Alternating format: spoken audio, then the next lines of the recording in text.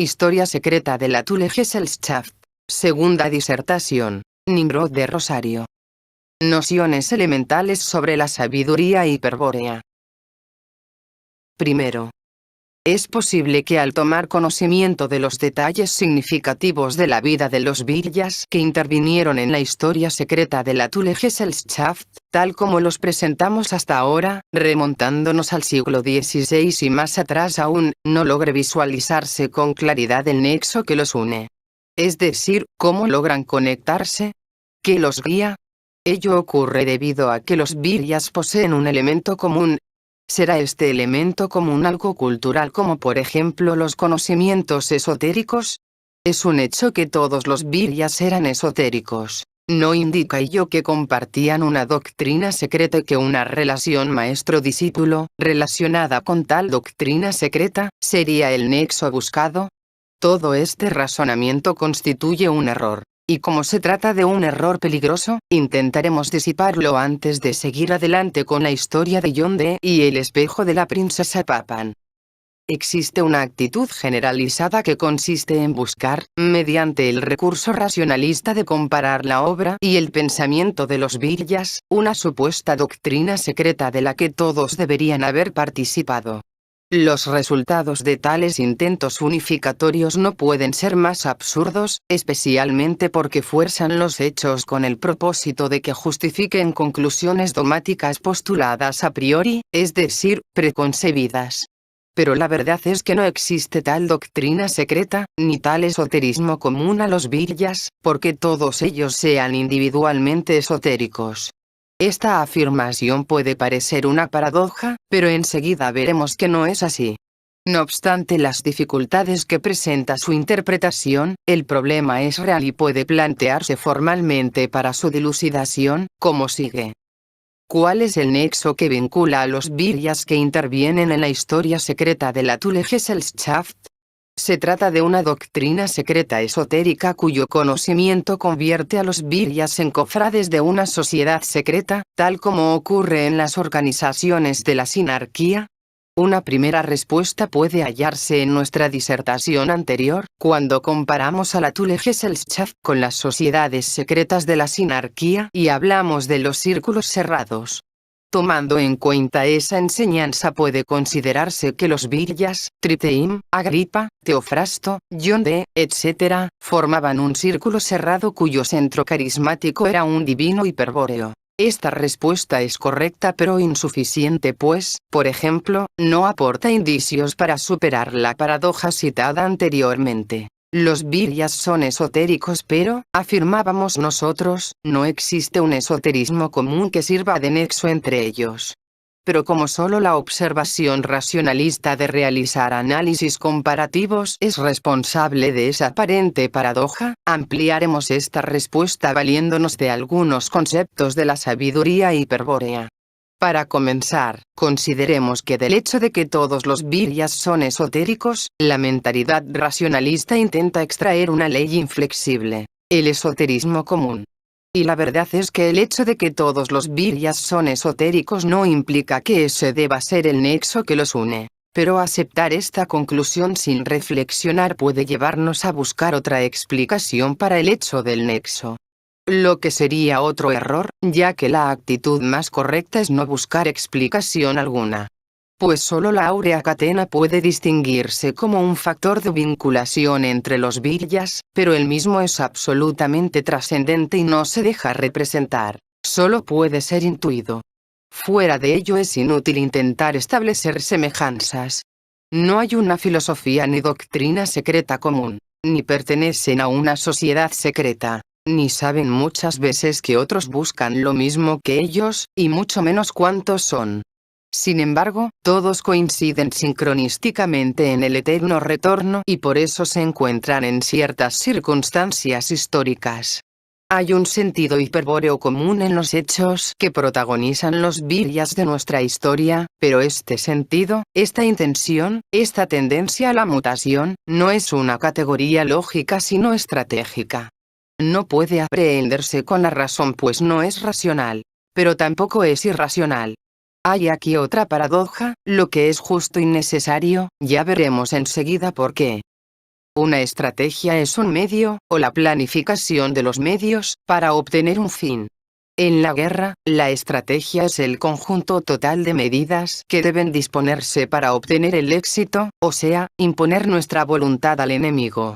Para los viryas hiperbóreos es claro y patente que existe una guerra cósmica y que todos estamos comprometidos en ella. La confusión de sangre que padecen los viryas perdidos es también una acción de guerra, una acción táctica satánica, para impedir el despertar, el regreso al origen y la liberación del gran engaño. Por eso decimos que toda acción de los viryas hiperbóreos es una categoría estratégica y que, en tanto no se posea una clara visión de las estrategias en juego, no es posible interpretar tales acciones. Cuando un pueblo se encuentra colectivamente identificado con una filosofía o religión, llegando hasta el extremo de regular la vida diaria de acuerdo a normas, preceptos o leyes emanados de tal filosofía o religión, decimos que las mismas constituyen un modo de vida para quienes las practican. Así, decimos el budismo es un modo de vida, o rigen su vida por el decálogo de Moisés, o los neoplatónicos vivían de acuerdo a la filosofía estoica, etc. De manera análoga puede considerarse que la estrategia es el modo de vida del virya hiperbóreo. Y sí, cuando vemos un monje mendicante de la India meditar durante largas horas y cumplir todos los ritos budistas, decimos, vive todos los minutos de su vida de acuerdo a su religión y ella está siempre presente en él. También, análogamente, debemos decir el virya hiperbóreo vive todos los minutos de su vida de acuerdo a la estrategia hiperbórea, y ella está siempre presente en él indicándole el sendero del retorno. Para tornar más claras estas afirmaciones, consideremos brevemente los hipotéticos pasos que seguiría un virya perdido para hallar el sendero del retorno. Será así evidente que tales pasos no son otra cosa que movimientos tácticos, es decir, categorías estratégicas. Segundo. Inicialmente el virya se encuentra perdido. Contribuye a perpetuar ese estado la estrategia satánica cuya táctica principal se basa en la confusión, en crear confusión o aumentar la existente. Debe tenerse presente aquí la siguiente regla. Para la sinarquía la cultura es un arma estratégica. El virya busca orientarse y para ello se pone en alerta. Esta es la primera categoría estratégica incorporada a la vida corriente. El permanente estado de alerta le conducirá finalmente a dudar de la realidad, de su apariencia sensible, y a desconfiar de la razón y de lo racional, que se revelarán como cómplices del gran engaño. En esas condiciones es posible despertar, convertirse en virya despierto, mediante la experimentación de una nostalgia por otro mundo. Ese mundo primordial que se intuye, y que atrae con la fuerza del retorno, es la patria del espíritu y su recuerdo está contenido en la sangre. Había sido olvidado y ese olvido ocasionó la pérdida de orientación, la confusión, y le transformó en virya perdido. Pero al experimentar la mine, el recuerdo de sangre, se abrirán otros ojos que nunca duermen, distintos de los ojos físicos que solo ven la ilusión, y se asumirá un permanente estado de alerta, necesario para no ceder a la estrategia enemiga y caer en una nueva y mayor confusión. Si esto ocurriese, el virya es ya un sujeto estratégico del cual puede decirse, todos sus movimientos apuntan a un único fin, nada puede apartarlo de su ruta. Su valor e intrepidez no conoce límites. En fin, es un virya despierto. El virya despierto irá implacablemente al combate contra los elementalosen, sin evaluar el resultado probable de su lucha, es decir, sin proyectarse en el tiempo. Solo le interesa la acción en sí, en la medida que ésta contribuya a exaltar su virtud heroica o mística hasta un grado tal que todo retorno a la vida corriente, al gran engaño, se haga insoportable.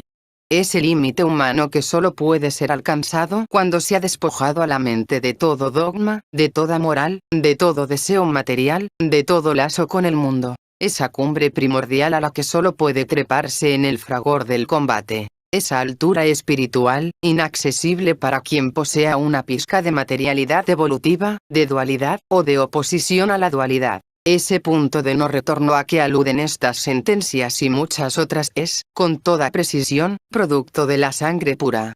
Pero cuando se habla de impureza sanguínea, jamás debe confundirse este concepto con el de impureza racial, en el sentido de mezcla de razas, mestizaje o bastardización. Es cierto que el mestizaje étnico ocasiona una confusión genética y que ésta incrementa la confusión estratégica del virya. Pero se trata tan solo de una parte del problema y, diríamos, la menor.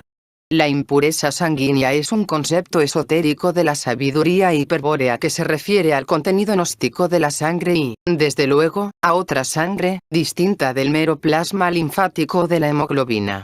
Debemos tener presente, entonces, que la pureza racial es un factor favorable, pero que este por sí mismo nada asegura en cuanto a la pureza sanguínea. Y de nada vale, por ejemplo, un pueblo racialmente puro como el celta, si está totalmente dominado por la estrategia sinárquica. Por eso, cuando el virya despierto decide ir al combate para purificar su sangre, esta actitud por sí sola lo independiza de su grado de mestizaje étnico y genético. Diferente es el caso de la mutación colectiva, a donde sí es importante el factor racial. Pues una comunidad de sangre puede ser guiada carismáticamente por un líder o Führer. De este caso se trata ampliamente en el Manual de Estrategia Psicosocial de las SS, libro 4. Los viryas despiertos se hallan vinculados carismáticamente entre sí, debido a su origen común, por un lazo sincronístico que llamamos áurea catena o cordón dorado. Es un vínculo no físico, inaprensible para la razón, por lo que desistimos momentáneamente de explicarlo, aunque más adelante volveremos a hablar de él. Por ahora diremos solamente que el virya despierto, aquel que ha sentido la mina y remonta la áurea catena hacia el origen, posee incipientemente una condición que lo coloca más allá de cualquier calificación racial o encasillamiento social. No decimos que esta condición lo vuelve superior, sino que lo coloca fuera de todo patrón de medida. Esta condición se denomina linaje hiperbóreo y remite a un concepto de raza del espíritu totalmente desconocido para el común de la gente a causa de la feroz ocultación de que ha sido objeto. Hablar de una raza del espíritu es tocar uno de los más terribles misterios, cual es el que se refiere a la llegada al sistema solar de los siddhas hiperbóreos y de la traición cósmica perpetrada por una parte de ellos. Volveremos sobre esta historia. Decíamos que la condición de poseer linaje hiperbóreo los viryas despiertos la poseen incipientemente. ¿Qué queremos decir con linaje hiperbóreo incipiente? Veamos primero una interpretación vulgar de la frase linaje incipiente, antes de responder de acuerdo a la sabiduría hiperbórea. La palabra linaje se refiere al ascendente familiar, o sea a los vínculos de sangre. Y estos se poseen o no, sin alternativa. Por otra parte, incipiente significa que empieza. De modo que si decimos Pedro, de la familia Pérez, tiene un linaje incipiente, queremos significar Pedro empieza a tener linaje de los Pérez. Lo que solo puede referirse a alguna característica de los Pérez que los distingue y que se destaca nítidamente en los miembros de la estirpe, es decir, un perfil familiar hereditario que comienza a manifestarse en Pedro, o que Pedro representa incipientemente. Por lo tanto, hablar de linaje de una persona no consiste en aludir al mero hecho de pertenecer a tal o cual familia, sino que implica todo un universo de razas, cualidades y estilos que tienden a conformar un tipo familiar bien definido. Opina Jaime de Mayo al respecto. La existencia de tal tipo no puede negarse en los linajes homogéneos. El mismo lenguaje corriente lo admite cuando recurre a la expresión aire de familia. La historia conoce linajes de artesanos, campesinos, industriales, artistas, estadistas, jefes de guerra, etc. El linaje es, por lo tanto, un conjunto biopsíquico hereditario diferenciado. Resulta pueril destacar estos conceptos que hasta pocos siglos atrás eran unánimemente conocidos, pero a los que la bolchevización universal comenzada con la Revolución Francesa ha suprimido de la cultura occidental. Para la sinarquía, la cultura es un arma estratégica. Sin embargo, todavía es posible observar que en aquellos dominios no masificados de la actividad humana, es decir, donde es imprescindible contar con alguna habilidad artesanal, continúan imponiéndose las leyes del linaje. En el orden humano, dice Jaime de Mayeu, es bien conocido, aunque puesto en duda por los negadores de la herencia de los caracteres adquiridos, que varias generaciones son necesarias para formar un buen obrero en ciertos oficios difíciles, la cristalería por ejemplo. Tenemos más confianza a este respecto en el testimonio, y sobre todo en la práctica de los industriales que afirman la realidad del fenómeno, que en las aserciones de los teóricos cientificistas.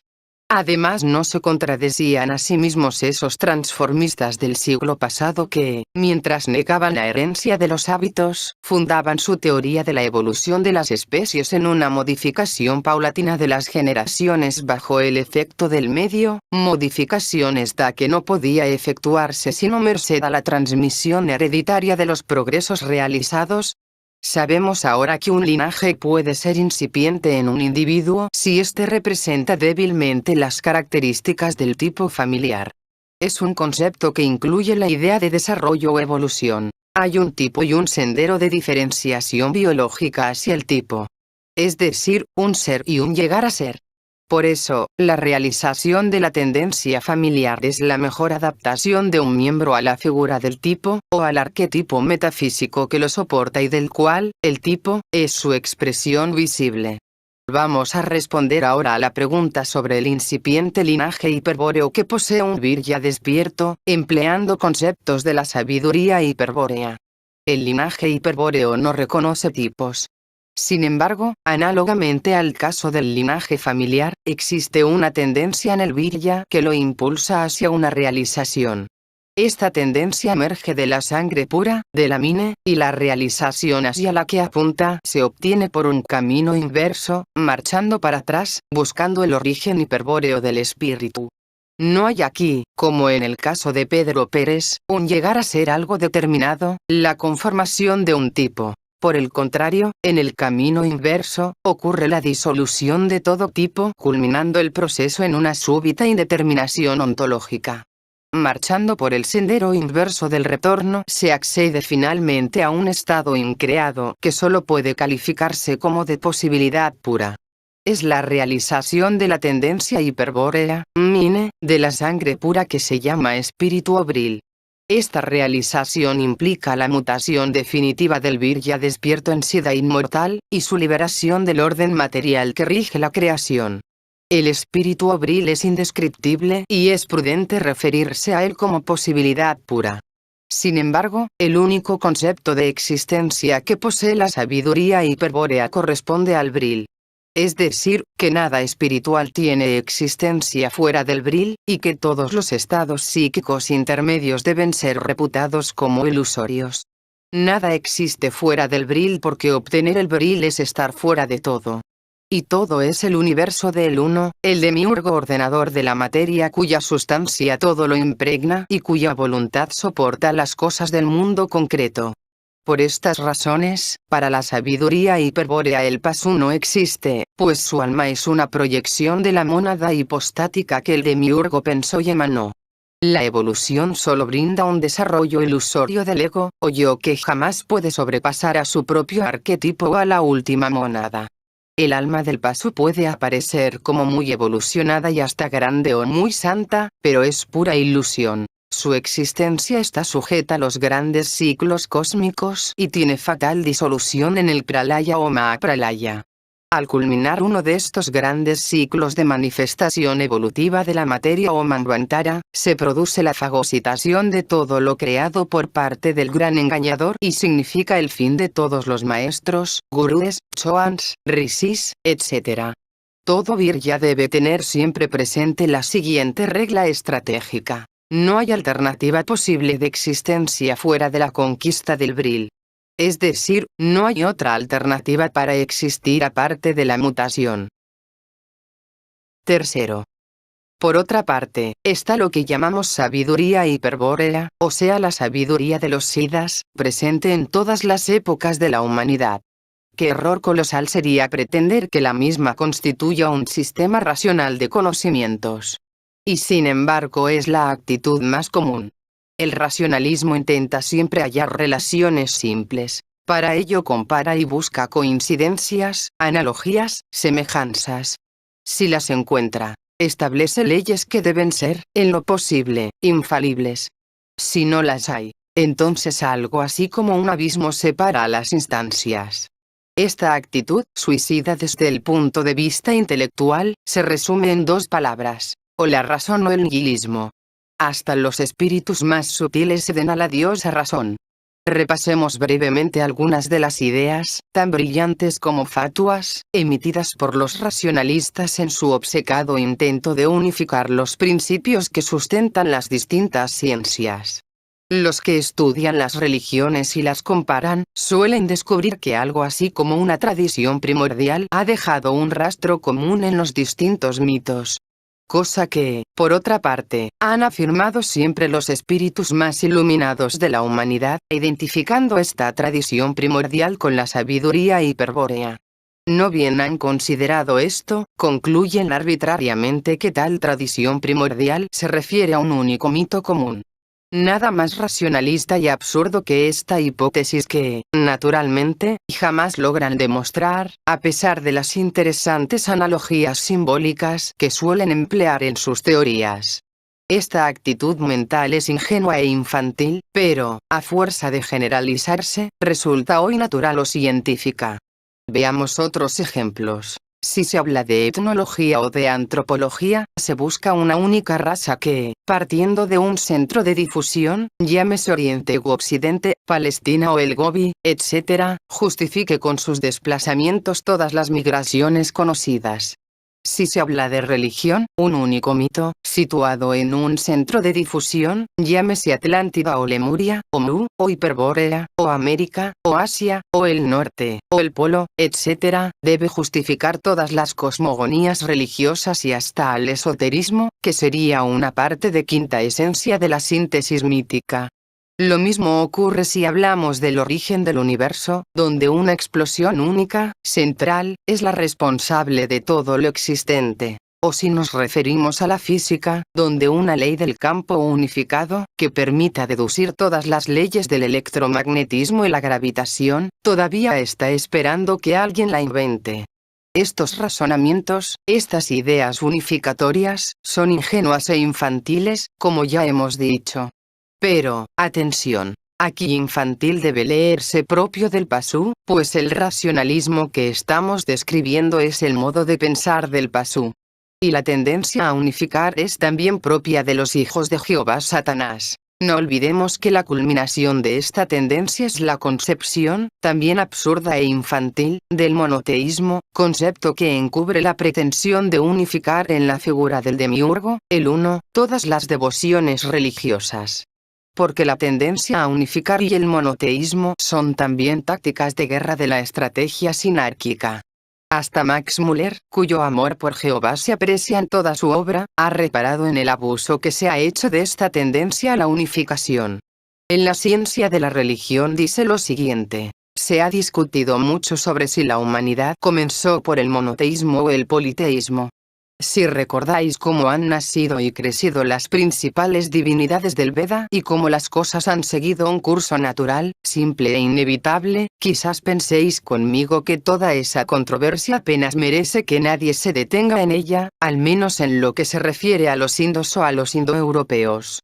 Yo creo que nunca se ha propuesto por sí misma la cuestión, sino que es un legado de esa teoría de la Edad Media de que la religión ha comenzado por una revelación primitiva que, naturalmente, no podía ser más que una religión verdadera y perfecta y, por consecuencia, un monoteísmo. Claro que este monoteísmo no se habría conservado más que entre los judíos, habiéndolo abandonado las demás naciones para caer en el politeísmo y la idolatría, de donde emergieron más tarde a una luz más pura, ya por la religión, ya por la filosofía. En este respecto, sigue diciendo Max Müller, sucede con la religión lo que ha sucedido con el lenguaje. Sin tener siquiera la autoridad de la Biblia, ni ninguna otra que invocar, sin poder ni aun asociar a su teoría ninguna idea clara y definida, multitud de teóricos en la Edad Media, y hasta en nuestros días, han sostenido que también el lenguaje salió de una revelación primitiva. Este era el primer paso de la teoría. Segundo paso, esta lengua primitiva no puede ser otra que el hebreo. No se pueden imaginar la erudición e ingenio que se desperdició en probar que el griego y el latín, el francés y el inglés, derivaban del hebreo. Pero como a pesar de todas las torturas a que se sometió el hebreo, no se le pudo arrancar el reconocimiento de esos hijos degenerados, de fracaso en fracaso, se vieron forzados, a la postre, a reconocer que había que volver a comenzar el proceso con nuevos datos y que había que reunir imparcialmente todos los testimonios que se pudieran encontrar sobre el origen y desarrollo de la palabra humana. Esta información histórica sobre el lenguaje produjo una clasificación genealógica de las principales lenguas del mundo, que por fin dio al hebreo el lugar que le corresponde al lado de los demás dialectos semíticos, y, por efecto de este hecho, la cuestión del origen del lenguaje adoptó una forma completamente nueva en los artículos anteriores, y segundo, habíamos denunciado que un difundido intento por justificar el nexo carismático que vincula a los viryas consiste en imaginar la existencia de un presunto esoterismo común o doctrina secreta. En este artículo tercero hemos visto cómo el racionalismo elabora teorías sobre la base de la unidad de los principios que fundamentan las ciencias. Y ahora debemos considerar que, por esta tendencia a unificar, cuando se descubre que los viryas son esotéricos y que dicho esoterismo se relaciona con una sabiduría hiperbórea de la cual todos ellos hablan, los racionalistas no pueden resistir la tentación de suponer, gratuitamente, que tal sabiduría hiperbórea constituye el esoterismo común o la doctrina secreta buscada.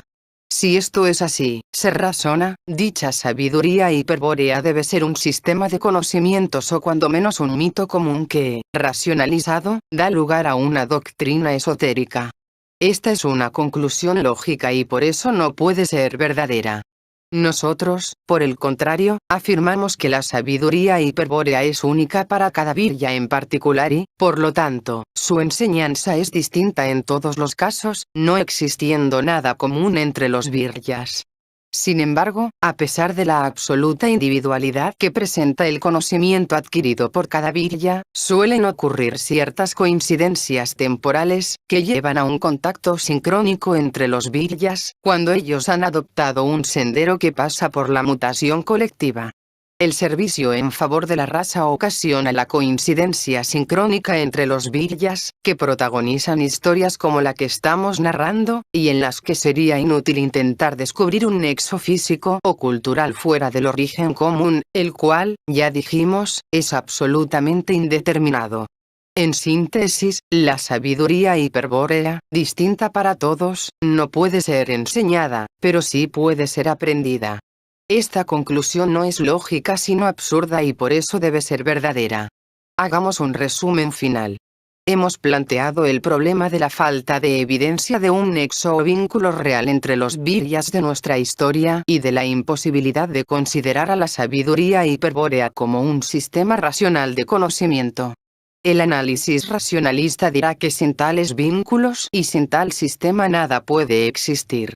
Tenemos a nuestro favor el hecho irrefutable de que la historia puede ser contada y de que la sabiduría hiperbórea puede ser aprendida. Pero es necesario profundizar más en este problema y por eso, en el artículo cuarto, lo encararemos desde otro punto de vista. Cuarto.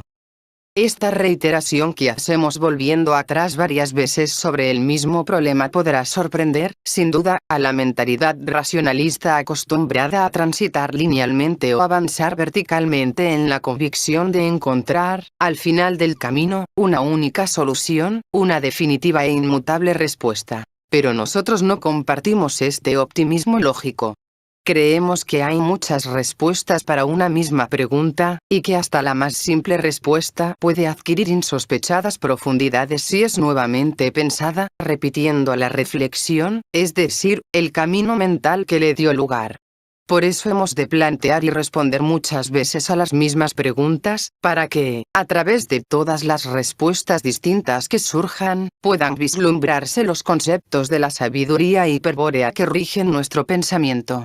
Demos pues otra vuelta al círculo y formulemos nuevamente la pregunta inicial. Poseer linaje hiperbóreo, ya lo hemos dicho, significa entre otras cosas ser algo único. no repetido ni por repetirse, que constituye una verdadera individualidad espiritual, nous, trascendente, opuesta por lo tanto a la ilusoria individualidad psíquica, inmanente, del pasú. De aquí que descubrir el recuerdo de sangre, acceder a la mine, incursionar conscientemente en el misterio del propio origen hiperbóreo, implica siempre vivir una aventura nueva, jamás pensada o imaginada por nadie. La sabiduría hiperbórea es mutante y cambia indefectiblemente a todo aquel que recibe su gnosis. Pero este cambio, esta mutación, es única.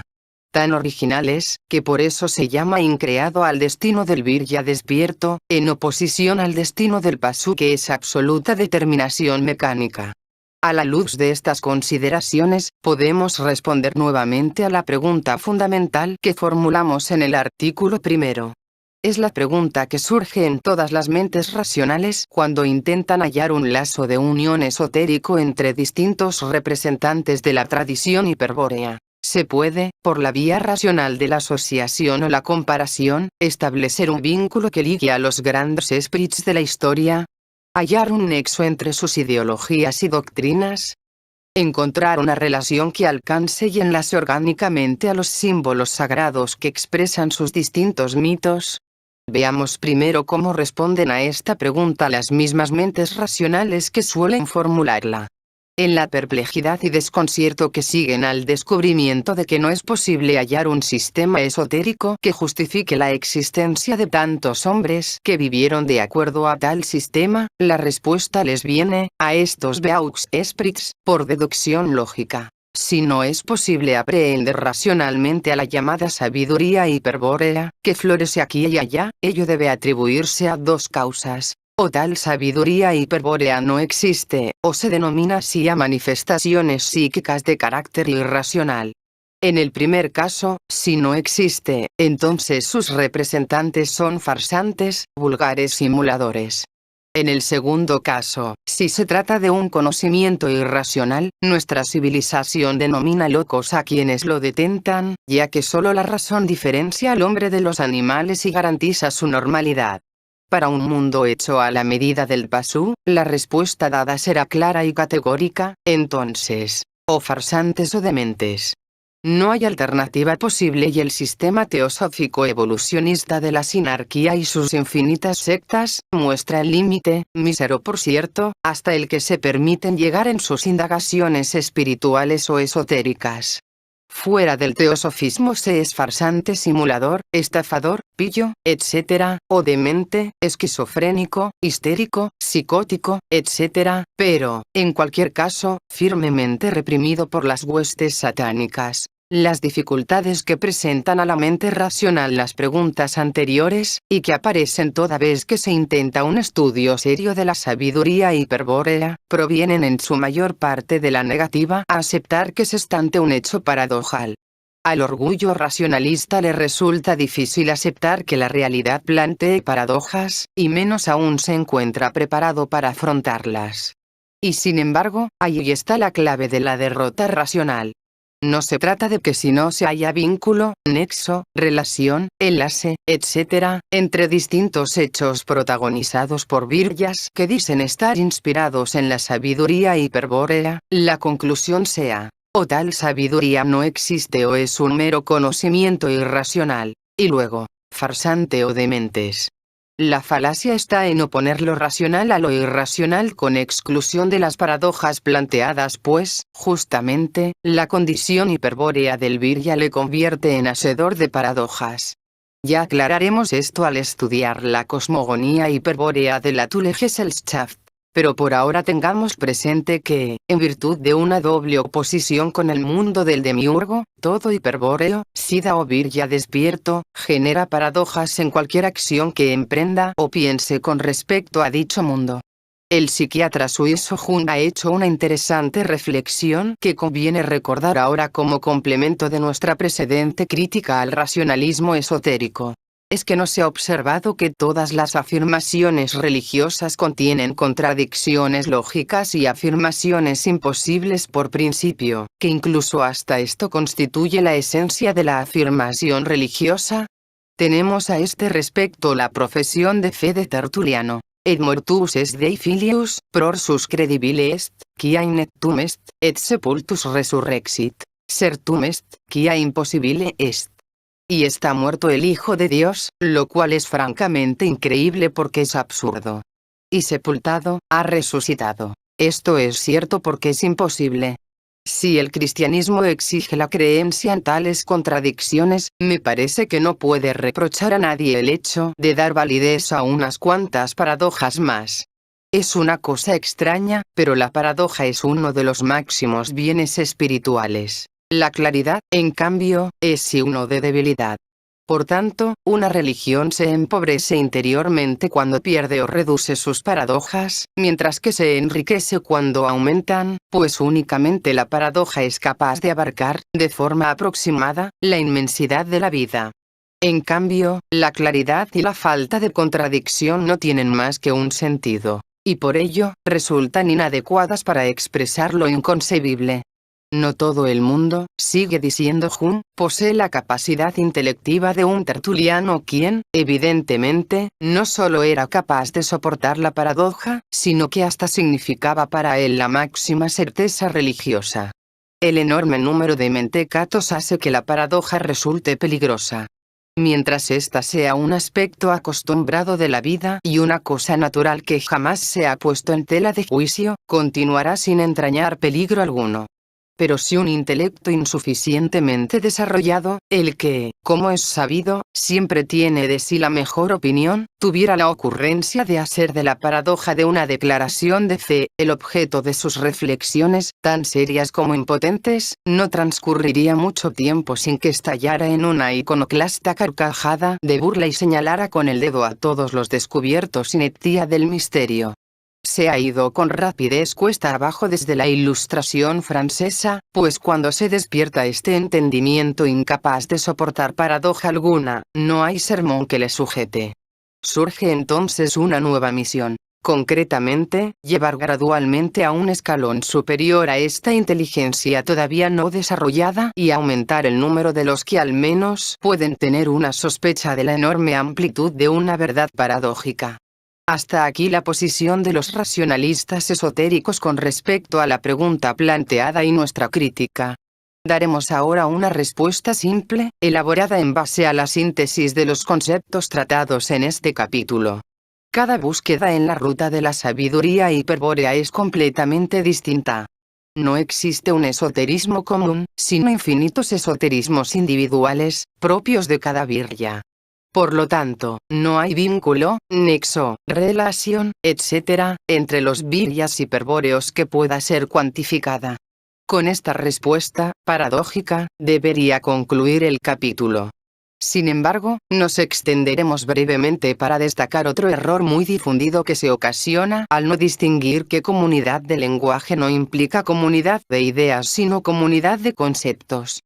Es este un error cultural, semántico, debido a que los análisis racionales se efectúan sobre la base de conceptos encerrados en construcciones lingüísticas, palabras que intentan representar ideas para posibilitar la comunicación entre los hombres, ideas comunes que, ingenuamente, creemos poseen el mismo sentido para todos. Tomemos una palabra, por ejemplo, Dios. Todos saben qué significa, conocen el concepto. Hasta aquí llega la razón. Pero la idea Dios, idea que va más allá de la razón, ¿es la misma para todos los poseedores de tal palabra? O, dicho de otro modo, ¿la palabra Dios evoca en todos la misma idea? Desde luego que no. Y sustituyendo a la palabra Dios por cualquier otra, enseguida comprendemos que todas las palabras, fuera de su contenido conceptual, o sea, su definición convencional, exceden lo racional, poseen un contenido ideal propio para cada persona, intransferible e inexpresable que, verosímilmente, guarda alguna relación con lo que se llama carácter, estilo, etc., del individuo y que lo diferencia intelectualmente de los demás.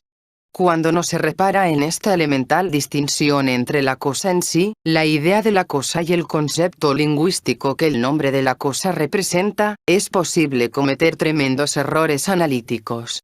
Pero si a la habitual obcecación racionalista de aplicar el análisis dialéctico a todo cuanto existe, se suma este error, entonces el resultado puede rondar las fronteras de la necedad.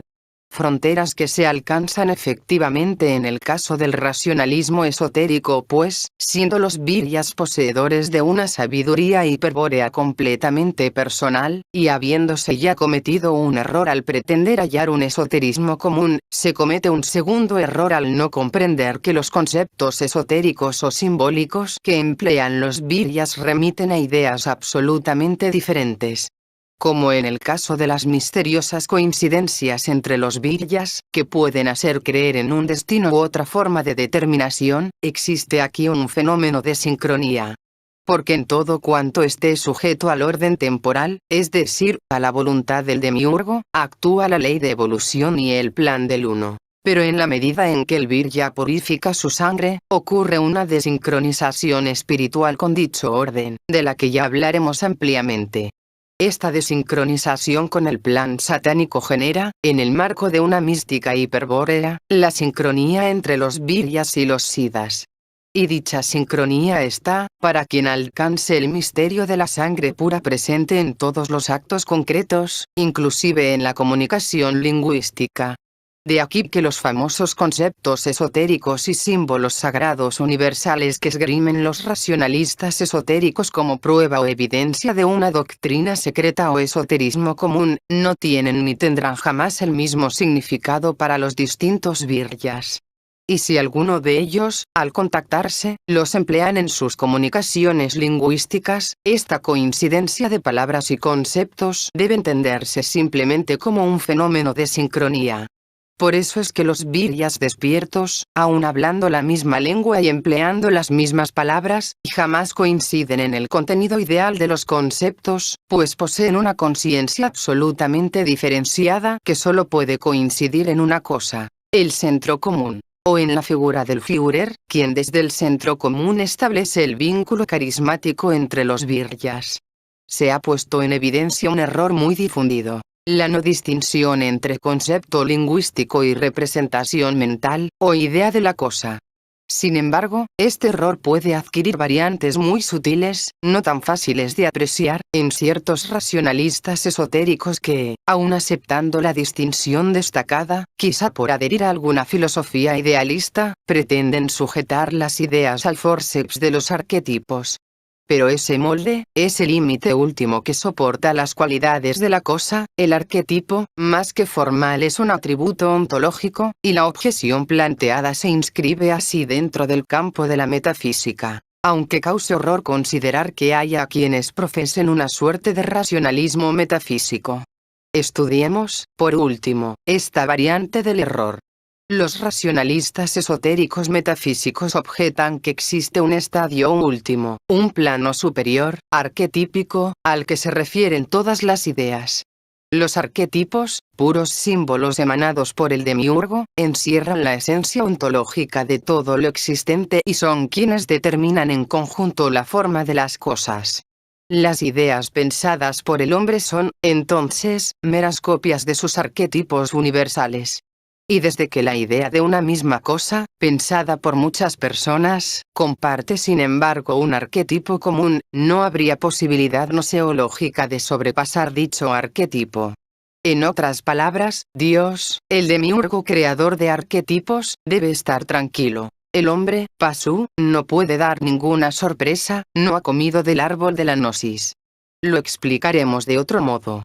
Si uno piensa en una idea representada por dos palabras, triángulo equilátero, evocará en su imaginación una figura típica. Si 10 piensan en triángulo equilátero, cada uno de ellos se representará de tal o cual manera una figura típica. Lo mismo si 100, 1000, 1.000.000 o todos los hombres lo hacen, en tanto piensen en triángulo equilátero, evocarán una figura o cosa que, aunque en cada uno de ellos, en cada conciencia individual, sea distinta, nunca podrá superar al arquetipo común de todos los triángulos equiláteros habidos o por haber, pensados o por pensar, desde el comienzo del mundo hasta su, sin duda próximo, fin. Se comprende ahora eso de que el hombre, Pasu, no dará sorpresas. Piense como quiera que piense, en una idea universal, y jamás lo pensará originalmente.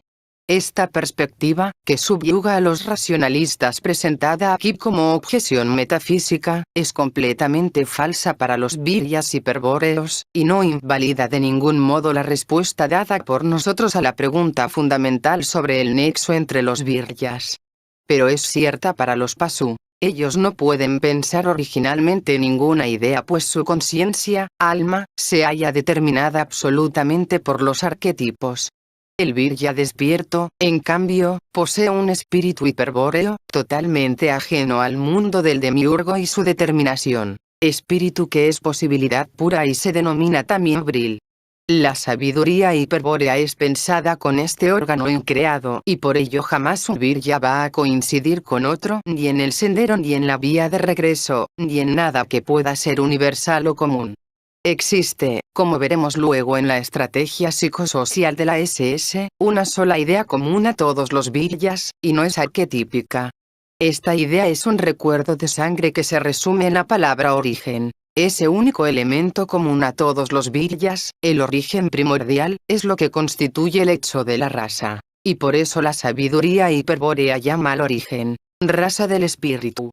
Es en virtud del origen que toda acción del virya va dirigida siempre hacia la raza, hacia el bien de la raza, buscando su mutación. La sabiduría hiperbórea dice, toda acción en favor de la raza nos acerca al origen y a nuestra propia mutación. Pero toda búsqueda del origen que se realice independientemente de la raza, debe abstenerse de la acción para que sea efectiva, debe limitarse a la mine. A partir de los artículos que componen este capítulo, de su enseñanza, debe interpretarse la actitud de John de Rodolfo II y de todos los viryas que intervienen en la historia secreta de la Thule Gesellschaft. Quizá para el criterio racionalista sea pura locura el que varias personas respetables luchen, arriesguen sus bienes y sus vidas por cosas sin valor práctico. Y lo más incomprensible, sin que ninguno de ellos atribuya a esas cosas el mismo valor ni las mismas propiedades, actuando en base a la íntima certeza de su utilidad, sin que entre ellos se conocieran y hasta sin saber, a veces, contra quién luchaban. Locura, pura locura, diría el racionalista. Sin ver que todos están tras ese hecho primigenio que es el origen y por eso coinciden sincronísticamente en el eterno retorno, porque el origen los hace participar de la raza hiperbórea y los vincula carismáticamente.